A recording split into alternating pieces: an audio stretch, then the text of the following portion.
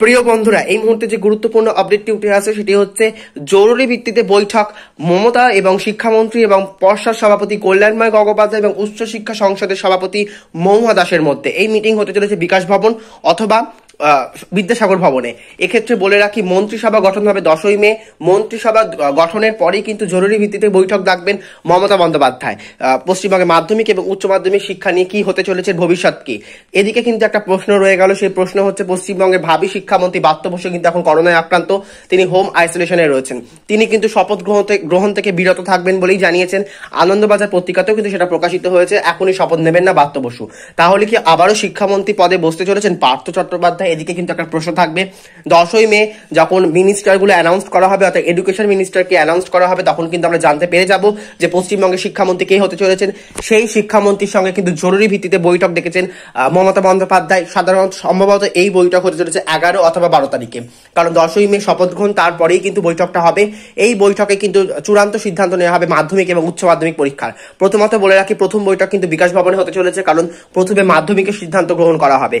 যেহেতু মাধ্যমিক পরীক্ষা শুরু 1 জুন থেকে এবং তার 15 দিন আগে নোটিশ প্রকাশিত করতে হবে, এবং অর্থাৎ কি 15ই মের মধ্যে কিন্তু তোমাদের নোটিশ চলেই আসবে হাতের মধ্যে যে তোমাদের পরীক্ষা হচ্ছে নাকি বাতিল হচ্ছে। 15 দিন আগে কিন্তু নোটিশ প্রকাশিত করার জন্য কিন্তু 11 অথবা 12 তারিখে কিন্তু তোমাদের মধ্যে মানে মুখ্যমন্ত্রী এবং শিক্ষামন্ত্রী এবং পর্ষদ সভাপতি কল্যাণময় গঙ্গোপাধ্যায়ের মধ্যে কিন্তু জরুরি ভিত্তিতে বৈঠক হবে। সেই বৈঠকে যে সিদ্ধান্ত নেওয়া হবে সেই সিদ্ধান্তে কিন্তু শিলমোহর পড়বে।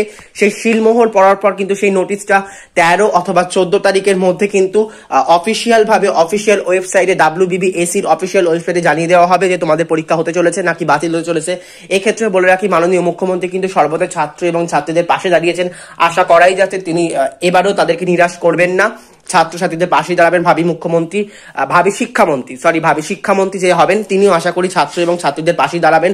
তবে ভাবি শিক্ষামন্ত্রী কে হতে সেখানে এখনো কিন্তু কল্পনা শেষ নেই, কারণ ব্রাত্য বসু হওয়ার কথা ছিল, ব্রাত্য বসু হওয়ার সম্ভাবনাও ছিল, কিন্তু ব্রাত্য বসু এখন করোনায় আক্রান্ত। তিনি কি শিক্ষামন্ত্রী হয়ে পরে শপথ গ্রহণ করবেন সেটাও কিন্তু দেখার, বা বৈঠকটা কি করে হবে, বৈঠকটা কি ভার্চুয়ালি হবে নাকি বৈঠকটা বিকাশ ভবনে গিয়ে উপস্থিত মানে সশরীর উপস্থিত থেকে বৈঠকটা হবে সেটাও কিন্তু দেখার। যদি শিক্ষামন্ত্রী ব্রাত্য বসু হয় তাহলে কিন্তু বৈঠকটা ভার্চুয়ালি হবে, যদি শিক্ষামন্ত্রী পার্থ চট্টোপাধ্যায় হয় তাহলে কিন্তু বৈঠকটা সশরীরে উপস্থিত থেকে বিকাশ ভবনে কল্যাণময় বাবুর সাথে কিন্তু সরাসরি বৈঠক করবেন আর কি মুখ্যমন্ত্রী, তার সাথে শিক্ষামন্ত্রী। তো নজর থাকবে, আমাদেরও নজর থাকবে, তোমাদেরও। 10ই মের পরে কিন্তু চূড়ান্ত সিদ্ধান্ত গ্রহণ হবে মাধ্যমিক পরীক্ষার কি হবে। মাধ্যমিক পরীক্ষার সিদ্ধান্ত গ্রহণের পরে কিন্তু উচ্চ মাধ্যমিক শিক্ষা নিয়ে বৈঠক হবে মহুয়া দাসের মধ্যে, সেটা হবে হচ্ছে বিদ্যাসাগর ভবনে। তো বিদ্যাসাগর ভবনে কিন্তু উচ্চ মাধ্যমিকের পরীক্ষা নিয়েও বৈঠক জারি করা হবে, সেটা এখনো দেরি আছে, সেটা আরেকটু পরে বলা হবে বা পরে জানানো হবে। কিন্তু জরুরি ভিত্তিতে বৈঠক হবে হচ্ছে 11 অথবা 12 তারিখে পশ্চিমবঙ্গের মধ্যশিক্ষা পর্ষদের সঙ্গে যে কি হতে চলেছে মাধ্যমিক পরীক্ষার, এবং 15 তারিখের মধ্যে কিন্তু অফিসিয়াল নোটিশ আমাদের হাতে চলে আসবে এবং তোমরাও জানতে পেরে যাবে যে পরীক্ষা বাতিল হচ্ছে নাকি পরীক্ষা হচ্ছে, কারণ 15 দিন আগে নোটিশ প্রকাশিত করতে হয়। তো 15 দিন আগে কিন্তু নোটিশ প্রকাশিত করে দেবে মধ্যশিক্ষা সংসদ। এটাই ছিল এখনকার গুরুত্বপূর্ণ আপডেট, জরুরি ভিত্তিতে বৈঠক মমতার সঙ্গে।